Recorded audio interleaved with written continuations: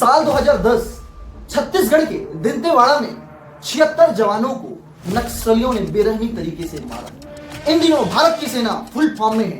कोई भी यदि देश के सामने हाथ उठाकर भी देखेगा तो उसकी आंख निकाल ली जाएगी, घर में घुसकर मारेंगे। छत्तीसगढ़ के अबाच मार जंगल में ऑपरेशन कगार चालू और ये लास्ट भारत की वो जीत है जो 76 जवानों की शहादत में की गई थी। बसव राजू एक अनपढ़ नक्सली नहीं था, बल्कि वो बारगल के मशहूर रीजनल इंजीनियरिंग कॉलेज से पढ़ा हुआ था। तो कई लोग क्रांतिकारी नहीं मानते। हर हमले पर केवल एक ही नाम आया, बसव राजू।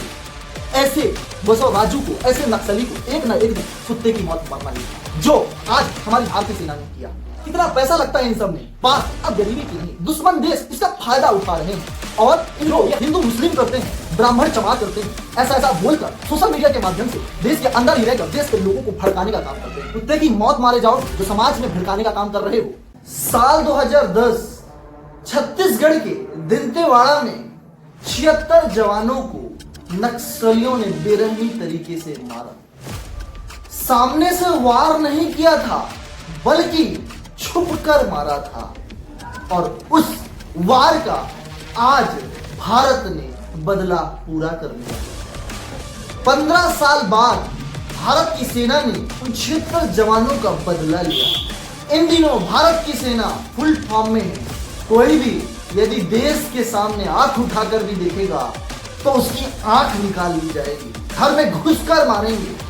यही घटना पाकिस्तान के साथ भी हुई थी, घर में घुसकर ठोका था। तो घर में बैठे हुए शैतान हैं और वही हुआ। छत्तीसगढ़ के अबाच मार जंगल में ऑपरेशन कगार चालू हुआ, जिसमें नक्सलियों को तस्मदूर कर दिया गया। डीआरजी, डिस्ट्रिक्ट रिजर्व गार्ड और कोबरा कमांडो ने जंगल में मिलकर ऐसा तांडव मचाया कि इन नक्सलियों के रोम रोम में गोलियां भर दी। इस तरीके से नक्सलियों को बुझा कि उनको ये याद आ गया होगा कि 15 साल पहले उन्होंने क्या गलती की। जिन 76 जवानों को मारा था उनकी आत्मा को आज शांति मिली होगी। इस ऑपरेशन में हमने उस जानवर को भी मार दिया जिसका नाम था बसव राजू। ये वैसा नाम था जिसके नाम से पूरा जंगल कांपता था। ये वैसा नाम था जो नक्सलियों की गैंग चलाता था। ये वैसा नाम था कि हमेशा भारतीय सेना को छुपकर मारता था। आज वो सड़ी हुई लाश की तरह पड़ा हुआ है और ये लाश भारत की वो जीत है जो 76 जवानों की शहादत में की गई थी। ये लाश भारत माता के सभी वो वीर शहीदों की जीत का जश्न है, क्योंकि हर सैनिक भारत के अंदर केवल अमन और शांति चाहता है। स्वागत है आपका मेरे YouTube चैनल मिस्टर प्रकाश पाठक में। मैं चाहता हूं आप मेरे से जुड़ो, मेरी ताकत बनो, इसीलिए आप मेरे WhatsApp चैनल से जुड़े और इस चैनल के माध्यम से आपको इंफॉर्मेशन, वीडियो, ब्लॉग्स और इंटरेस्टिंग चीजें सीखने को मिलेंगी। लिंक हमने डिस्क्रिप्शन बॉक्स और अपने कमेंट बॉक्स में पिन करके रखी हुई है। आप हमसे इनडायरेक्टली जुड़ जाएंगे और हमारी सारी वीडियो आप तक सबसे पहले पहुंचेगी। बसव राजू एक अनपढ़ नक्सली नहीं था, बल्कि वो बारगल के मशहूर रीजनल इंजीनियरिंग कॉलेज से पढ़ा हुआ था। ये वही नक्सली था जिसके ऊपर 1.5 करोड़ का इनाम था। इसी ने 76 सीआरपीएफ के जवानों के खूनों को अपने हाथों से रंगा था। अगर ये लगता है कि बसव राजू ने केवल दंतेवाड़ा के 76 सीआरपीएफ जवानों को मारा था तो आप गलत हो, क्योंकि ये वही था जो महाराष्ट्र के गढ़चिरोली में हिंदुस्तान के जवानों पर हमला किया। इसका केवल यही काम था कि भारत के जवानों को छुपकर मारना, जवानों के लिए छुपकर चारों तरफ गोला बारूद बिछाना। इसने न केवल जवानों को मारा बल्कि गांव को, लोगों को प्रताड़ित किया, उनको मिलने वाली सुविधाओं को नष्ट किया, रास्ताएं, उनको मिलने वाला एजुकेशन, सभी चीजों को इसने नष्ट किया।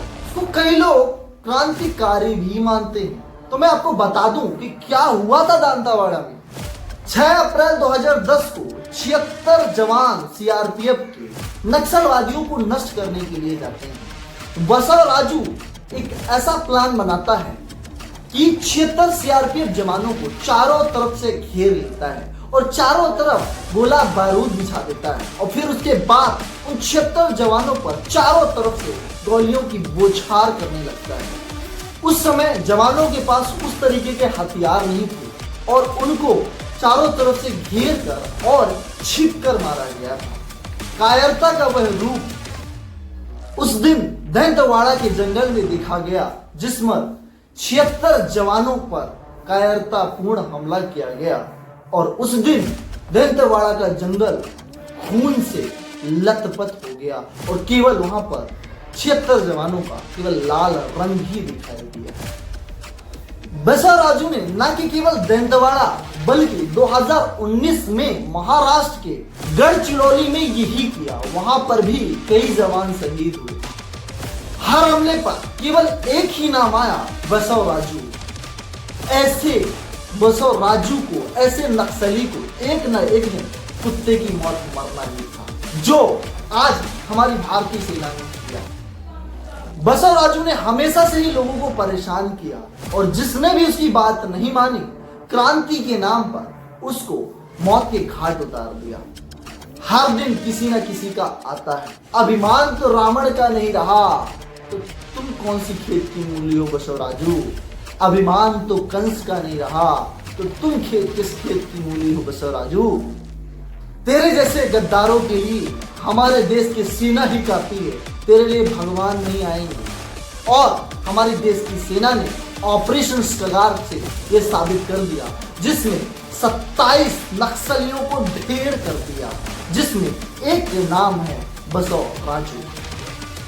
हमारी फौज ने हमले के बाद AK-47, SLR 303 rifle, motor grenade बरामद किया। मतलब फिर से बसवराजू का एक बड़ा प्लान करने का प्लान था, जिस पर फिर से हमारे भारतीय सेना को तोड़ने का प्लान था और उनको नुकसान पहुंचाने का। लेकिन बसवराजू को यह अंदाजा नहीं था कि हमारी सेना इस समय लंका दहन करने में लगी है। जो भी आंख उठाकर देखेगा उसे भस्म करने में लगी। इस ऑपरेशन में हमारे भी 2 वीर शहीद हुए, खोटुल राम उरम और रमेश इमला सारम। इन दोनों का बलिदान सच में हमारे देश के लिए, दोनों का बलिदान सच में एक देश प्रेमी के लिए एक मिसाल बना है, जिन्होंने इन नक्सलियों को खत्म करते करते अपनी मुख्य भूमिका निभाई और खुशी खुशी बलिदान हो गए। ऐसे वीर जवानों को सच में सलाम, जिन्होंने अपनी जान की परवाह किए बिना इन 26 नक्सलियों सहित बसवराजू को कुत्तों की मौत से मारा।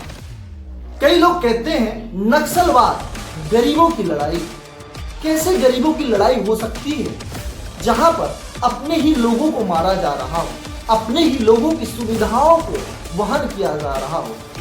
पहले कुछ समय में ऐसा रहा होगा, लेकिन आज का जो समय है उसमें ऐसा बिल्कुल भी नहीं।